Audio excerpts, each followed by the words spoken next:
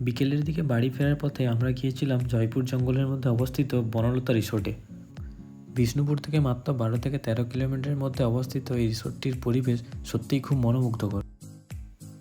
বনলতার ভিতরে ঢুকেই কিন্তু তোমরা দেখতে পাবে এরকম মাটির ছোট্ট ছোট্ট কটেজ, এসি এবং নন এসি দুরকম কটেজে অ্যাভেলেবেল আছে।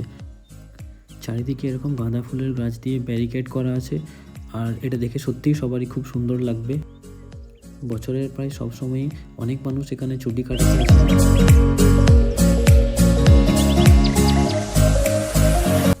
বনলতার পিছনের দিকে কিন্তু সুন্দরভাবে গাঁদা ফুলের চাষ করা হয়েছে। প্রচুর গাঁদা ফুল দেখে কিন্তু মন খুশি হয়ে যাবে। কিছুক্ষণ অপেক্ষা করার পর আমরা এখানে দু একটা মাগুর মাছও দেখতে পেয়েছিলাম।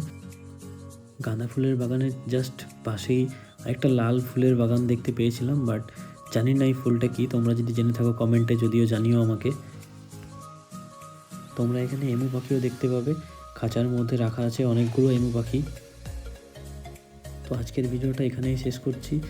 Thanks for watching the video, and if you like the video please share and subscribe.